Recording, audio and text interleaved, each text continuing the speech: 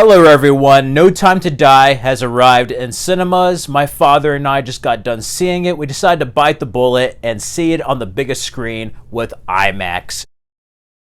And what can I say? We're feeling a whole bunch of emotions after our viewing. This is the end of an era with Daniel Craig's tenure as James Bond slash 007. And yeah, this isn't going to be a review. It's going to be more of a retrospective slash recollection of Daniel Craig's time in the role, you know.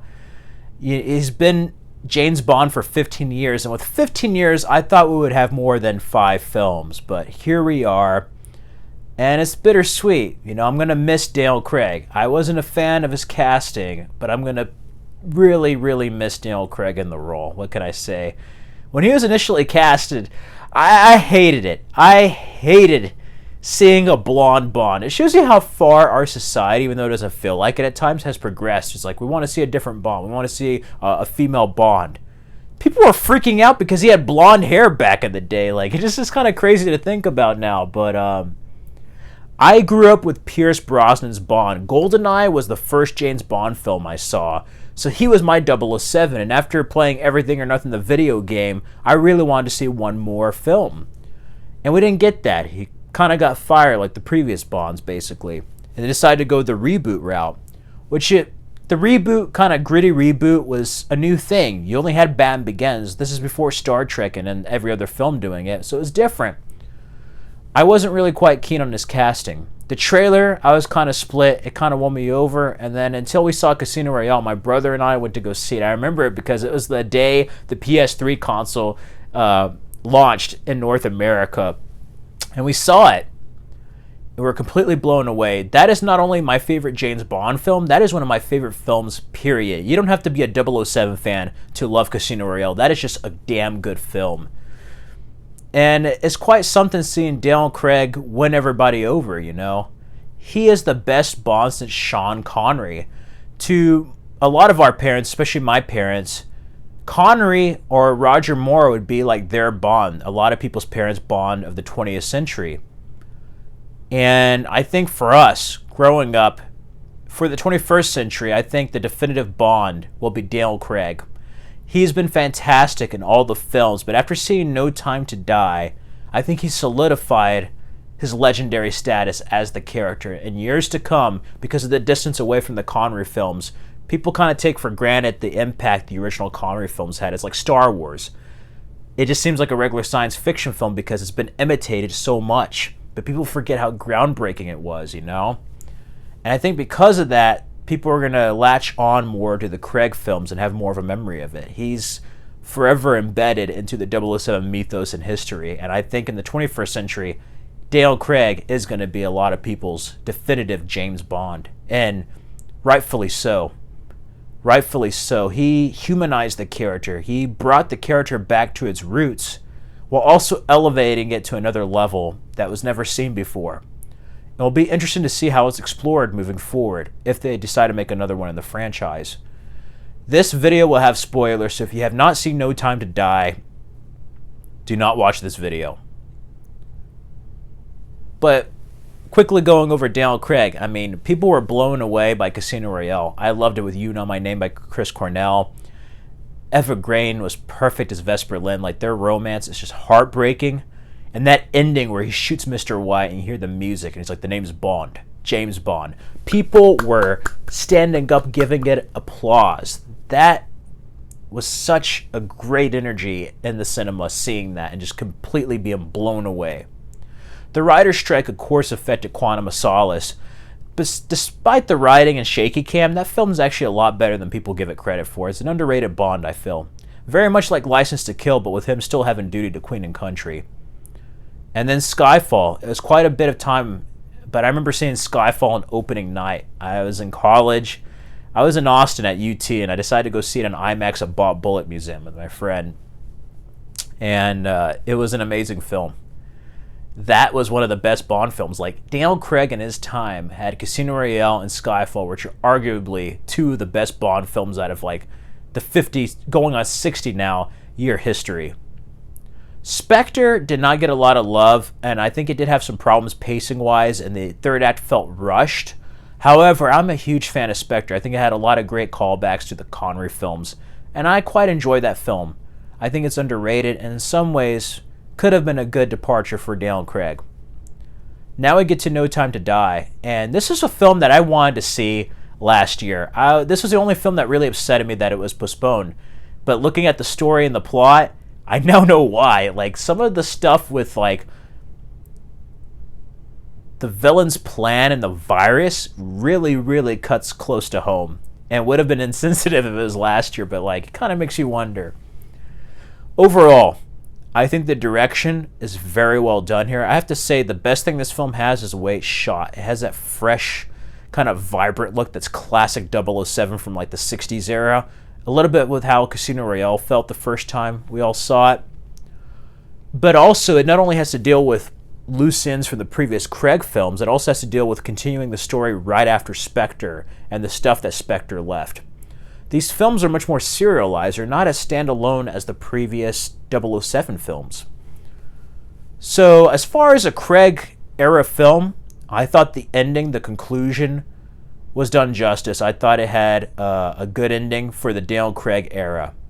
And even 007, this could feel like a final film. There's a lot of visual callbacks and references, which I will talk about in a bit, but moving forward, they can move in any number of ways with spin-offs. They could have James Bond's daughter grow up and become 007. If they have a female Bond, I actually would like to see that avenue taken. Or they could just have him come back, get some surgery all face-off style and the different actors, Daniel Craig, who survived. Or they could just simply ignore it and just have another standalone adventure, which I kind of hope they go back to the way the Brosnan films were made, but with the quality of the Craig films. Have some escapism again. Just have James Bond on another mission. Not everything has to connect like the Daniel Craig films. Not everything has to be a Marvel Cinematic Universe. Just have standalones. Just go there for the gadgets, the women, the action, the plots, the fun of it all. I would love to see that.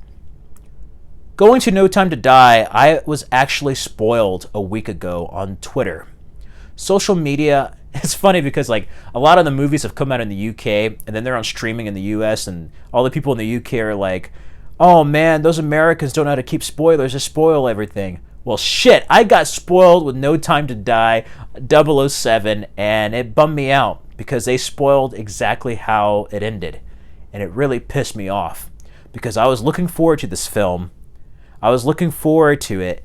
COVID happened. It got delayed numerous times, and now that it's finally out, it gets spoiled. And you also had critics. I won't name any names, but there's always that one critic who has to say some snide remark saying about like how something happens, and it ruined it. If anybody with a brain could put two and two together and figure out what that critic was talking about, there's no decorum, there's no integrity anymore when it comes to spoilers. And social media is a place to be cautious of when you have a new movie released. You know, I tend to stay off, but you don't expect to get spoiled a week in advance. Holy shit.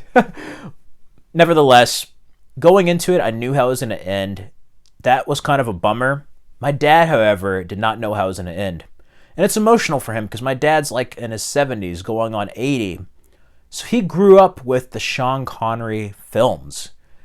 So like, he's been with Bond since the beginning, so this was quite a journey for him, not only because he likes Daniel Craig's incarnation, but he loves the character of James Bond. So this was something on a different level. This film almost made me cry. It really did. It got me emotional in parts. However, because I knew how it was going to end, I think that's why I didn't fully cry. I cried for the monkey in Planet of the Apes. I cried for Caesar in War for the Planet of the Apes, but Bond, no. I'll get to that in a bit, but going with the beginning, I love that opening sequence.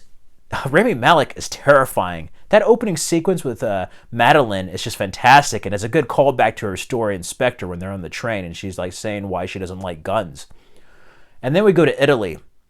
That stuff was wonderfully shot. All the time in the world. There's a lot of references to On Her Majesty's Secret Service with All the Time in the World, and you get to hear themes from that film. And knowing how that film was, it was almost like a final film back in the 60s Bond, even though it had George Lazenby instead of Sean Connery. The Vesper Lynn connection, everything being referenced from the Craig films was great, but also, this felt like a giant love letter to the 60-year history of James Bond 007. Not only do you have the gadgets back in some way, you have the Aston Martin, his second car that's driven later by Madeline and the daughter at the end is Timothy Dalton's car from Living Daylights. And then the opening credits gave me a Dr. No vibe. I actually thought Sephiroth was going to be Dr. No or like his son or something. I thought it was going to be like a new incarnation of Dr. No, how they did a new incarnation of Blofeld. Because it did give me some Dr. No vibes, and hence No Time to Die.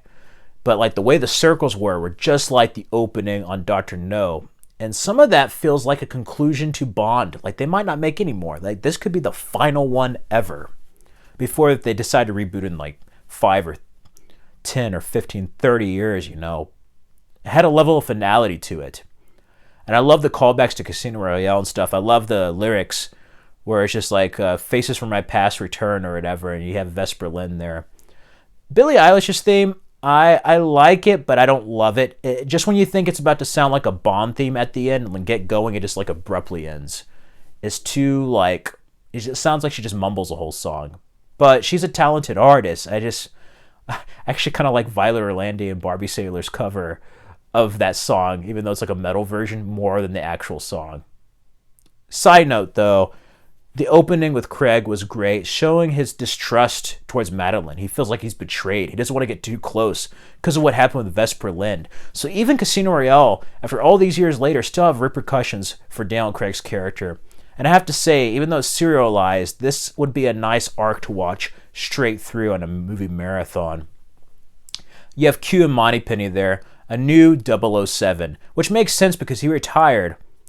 Is there some forced stuff in here?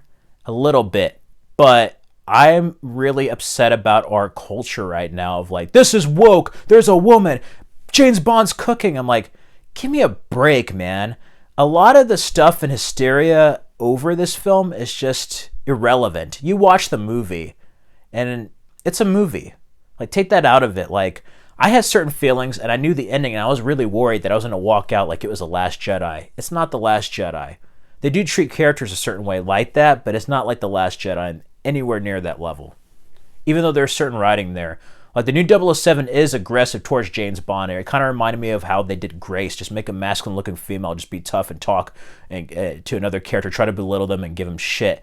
And that's presented as a strong female. And we've seen strong female characters in numerous Bond films before.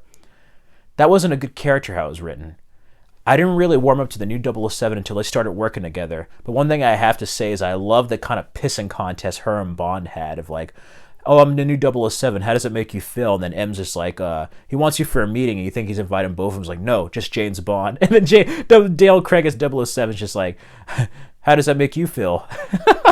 I loved it. Like, I love the back and forth. It's like, call me Commander Bond, you know? There's stuff like that that was really well done. The quips were really well done. I just think the character could have been better written upon initial introduction. Paola's character, Ana de Armas, should have been in this movie more. I actually kind of wish they combined the new 007 and Ana de Armas' character into like one character and maybe had like the Cuba part with Felix Leiter and James Bond. Despite knowing the ending, I will say this. They did Felix Leiter dirty. Like very dirty. I hated the way Felix Leiter went out in this movie. Now it was given since Bond was dying that Felix would go, but I'm like, really? And then he does kind of go on a quest for revenge with Bond's like, that was my friend. And then it's just left. I'm like, are you kidding me? Like, Felix Leiter's wife was killed and his arm is bitten off by a shark. And even though he survived and licensed to kill, Timothy Dalton's Bond revoked his license to kill and went on a personal vendetta against an entire cartel. And I'm like, this Bond's just like, oh, my friend died, whatever. I was just like, I wanted more there of their history, you know? I'm like, that would have been motivation enough for you to just go scorched earth on this new organization that wiped out Spectre, you know? That twist there was crazy. The Russian scientist was there. His character was annoying. I was kind of hoping they would shoot him in the face or something much earlier. But I liked how he died. I actually liked that. There was humor here that was like the Roger Moore films, but not to that level. People were like, this is just like Roger Moore. And I'm like, it wasn't like a parody. It wasn't campy. There are some funny moments. Other moments where I'm like, I'm not laughing, but it still stayed in line with the Craig films. It just had that more classic Bond vibe. And I think they're more open to the gadgets, more open to the old throwbacks and everything of Bond, because this is Daniel Craig's last one. So, besides that, I think Rami Malek should have had more screen time, but I love him as a villain. He had that classic Bond vibe. And the fact that they have a damn lair again, I love that. It reminded me of the Connery Roger Moore films where the villain actually has a secret base. That part I loved. The virus element was very new, very insane. The Spectre, Safran's agents were very menacing. You felt a level of dread with these villains, and especially or should I say, James Bond's absence is felt at the beginning of this. Of like, shit's going down, and the U.S. British relationships, MI6, M was kind of shown in a very different light here. I like Moneypenny and Q. I kind of hope if they do continue it with another James Bond, because supposedly in the credits it says James Bond will return. I hope they keep the same supporting cast. The musical notes, again, on Her Majesty's Secret Service, Casino Royale, this Vesper love theme, and Hans Zimmer's score is just fantastic. Christoph Waltz should have been in it more. I would have loved to see Blofeld and maybe Safran team up and him battle Blofeld, but I liked his screen time. Very Hannibal Lecterish and very scary. For me, people may feel polarized to how this film ended. I have some mixed feelings about that, but for me, the biggest problem with this movie is that it felt very slow. And I actually kind of like Spectre over this. And that's kind of heresy to say, but like Spectre was long. It had a bad third act. The third act of this film is much better than Spectre's. Spectre, it just felt rushed. This one has a better build-up. But it felt too long to where it was getting boring. It just felt like after the Cuba scene, it just kind of halts and it's just really slow. Even for a 007 film, it was like the slowest 007 film I think I've seen. Casino Royale was long, but never felt that slow. You're always engaged. And this one, I was just like, this is kind of, like, where is this going, you know? It's just kind of everywhere. And once they get to the base, once you have the main ticking clock at the end, that's when it gets good. And for me, this made a lot of people mad. But when you have James Bond find out he has a daughter, when you find out Madeline has a daughter, James doesn't know it right away, but he sees into her eyes and you're like, you can put two and two together. That's when the film picked up, because now we have new stakes. Bond has a family, and we've never really seen that before. And I know there's a lot of like fat-ass bearded men who live in their mom's basement. Bond never cooks, he wouldn't do that. I'm like, I think he would do it for a kid. It's a different Bond, he grows, but also I'm like, he would do that. He cooks for women and shit. He's not totally like, they didn't castrate him or anything. I mean, you did have Lashif torture him in that one scene, but but anyway, what I'm saying is not too much of a departure, and I think a lot of the political stuff is just overblown to hell and back in our culture. Like, go see the damn movie. Seriously. I do have my issues with it, but I love the action set pieces, whether it's Italy, whether it's the Cuba fight, that whole virus part. And speaking of the virus, you know, nanites, this is kind of like Everything or Nothing, and the villain with the eyeball, this the kind of bionic eye, it's like GoldenEye Rogue Agent. There's a lot of callbacks to even the video games in this, which gives it more of a final film vibe to it. You know, there's a level of finality to it. Like, this could be the end of the Bond franchise as we know it. I love the final battle, Bond going all John Wick. The ending, I knew it was going to happen. It was hard to watch. It was the virus hit to the face element that I found kind of stupid. I understand why it happened, why he died, and I understand that. But to me, I was like, really? That's how he goes out? To me, I was just saying to myself, that's stupid. But one of my main problems, plot hole wise, is, I don't know if, correct me if I'm wrong, anybody down there in the comments, there's nanites, right? He has an EMP watch he not only used once, but twice. An EMP watch that like blew up a guy's bionic eye from the inside of his skull. That would technically disable the nanites, would it? I might be wrong. That might have been made with something different. It might not go through skin, but I figure since it blew a guy's eyeball from the inside of his skull, it could kill those nanites. He wouldn't have to worry about that with an EMP watch. Maybe I'm wrong. Maybe they corrected it. I don't know. Some part of me wanted him to live without his family. Maybe that's what created sort of a misogynistic vibe, even though we had that set up with Vesper. Maybe that created him being a cold-hearted bastard in the other films, that he couldn't see his family ever. And that adds an element to James Bond in the future. But at the same time, like, that's not living. He wouldn't be living his life if he couldn't see his daughter and the woman he loves. Like, that's no way to live. And I think he went out on his own terms. And Rami Malek's scene was just crazy, but I'm glad he shot Safran. Their confrontation was good. And yeah, it left me with a flood of emotions, but I think it would have hit me more, and I would have liked it a bit more if I didn't know the ending. So it got kind of spoiled. This is definitely a film that I think that I'm going to have to watch numerous times, and I think that probably will feel faster upon repeated viewings. For me, Casino Royale is still the best Daniel Craig film. Skyfall's under that. This, I want to say, is under Skyfall, but pacing-wise, I actually like Spectre more than I do this film, and that's heresy to some, but those are going to go back and forth. Quantum, I actually have a deeper appreciation for Quantum of Solace after seeing this film, but for me, it's still the weakest of the Daniel Craig era. But overall, not many Bonds get to go out on a high note, and this might be the best final film since, like, License to Kill. Like, it really is. And for a Bond to go out on their own terms without being fired, that's just amazing. And to have this level of consistency, like, Craig's had his highs and lows, but still, they're not like the worst Bond films ever made. Like, they're still pretty good films. And that's something to be said.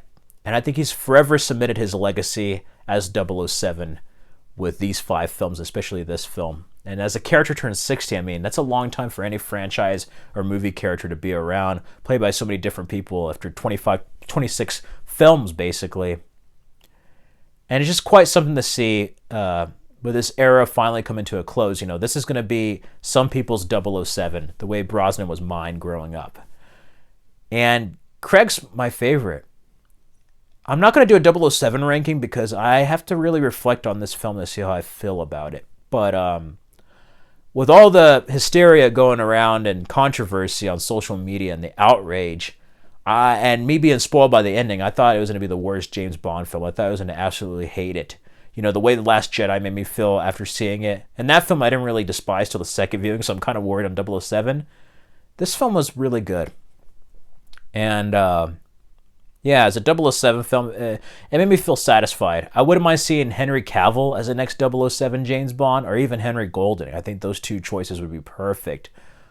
But there's any number of ways they could take it. Again, if they have a female Bond, I kind of hope it's his daughter. The time jump thing you might have to explain, but I'm like, just have her as already a grown-up.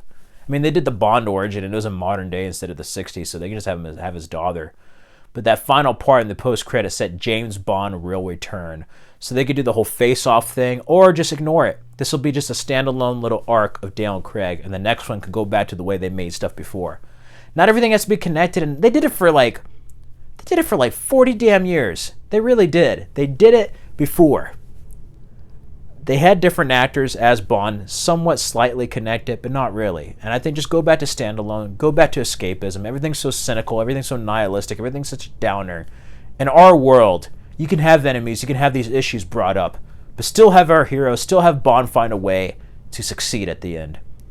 And even though some people now may call it naive and say that's not the real world, sometimes we just need our heroes back, man. So, those are my thoughts on 007, No Time to Die. Again, I love all the visual callbacks.